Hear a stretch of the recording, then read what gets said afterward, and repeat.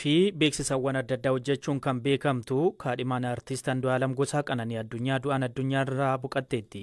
Qananii Addunyaa waggoota lamaan darbaniif weellisaa Andu'aalam waliin kan jiraattu ta'uu fi mana isaanii appaartaamaa naannoo Boolee Arraabsaa jirurraa kibxata barii kuftee lubbuun darbu maneejarri weellisaa Andu'aalam Lalisaa Indiris BBC'tti himeera.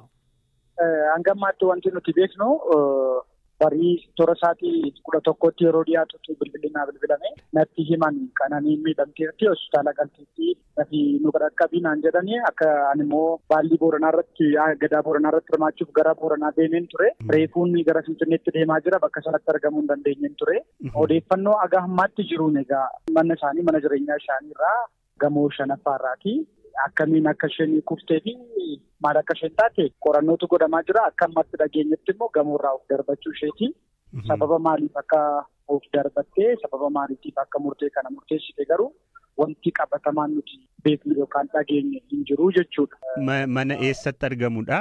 Mana dhuunfaa appaartaamaadha moo mana? Manni isaanii Saanshayinii Dudduubadha naannoo Arraabsaati. Achi galuu achi jiraatu waggoota tokko oliif mana isaan keessa jiraachaa jiranidha. Nagaadhumaan akka isaan dabarsaniin quba qabaa kaleessa.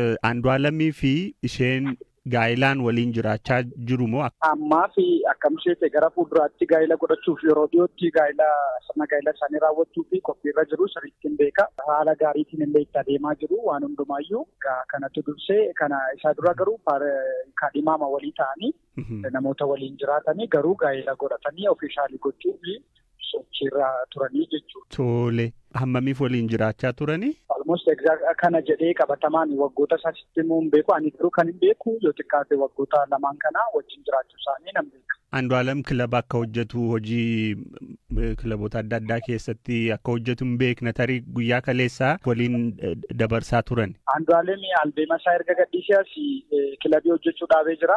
Qophii guutuyyuu kan taasisaa jirru konsertii albeemichaati. Albeemichi ji'oota 6 erga dhaggeeffatame sagantaa tuurii qabna turre konsertii biyya keessattis biyya alaattis sanaaf qophiirra jirra turre. Raasee intarteementii dhaabbata jedhamu kan Andu'aalam mataasaa kan Qananiin hoogganamu jechuudha. Kan dhaabbata sanaatti waan hunda tuttumurree sochiitti jirra konsertii geggeessuu fi haaluma gaariitiin sochiirra turre. Biyya keessattis biyya alaatti. Tole egaa akkuma quba qabaattu tarii miidiyaa hawaasaa irratti wantoota adda addaatu adeemaa jira. Ta'ii kana hojii walii qabatee Andu'aalam to'annoo jala ooleera. Akka seera biyya kanaatti egaa ni beektaa namni kamiyyuu yoo of ajjeeses haa ta'u namni ajjeeses haa ta'u namni ajjeefamee tasa argames namni dursee argame to'annoo seeraa osoo hin taane qorannaaf jecha kennuuf ni qabama. Andu'aalamiinis yeroo ammaa kanatti isatu mana keenyaa ishee geessee mana yaalaas erga turanii booda poolisiin jecha irraa fuudhuudhaaf Andu'aalamiin fudhataniiru. Odeeffannoon dogoggoraa maatii isaa waliin maal jedhu odeeffannoo dogoggoraati odeeffannoo sobaati. Andu'aalamiin fuudhanii jecha irraa fuudhaniiru. Maal akka itti aanee ta'u immoo walumaan ilaalla. Hidhame jedhanii garuu hagammaatti waan nutti himan qabanii jecha irraa fuudhuuf fuunee jecha sa'aatota murtaa'ee fi nu bira ture jecha nu kennaa jedhanii qorataa eegaa turanii. Amma qorataan dhufeera qorannoo irra jira jechuudha. Kanaaf isaa qaamolee seeraa wajjiniin jira ammaaf jennee fudhachuu dandeenya. Eeyyee. Tole.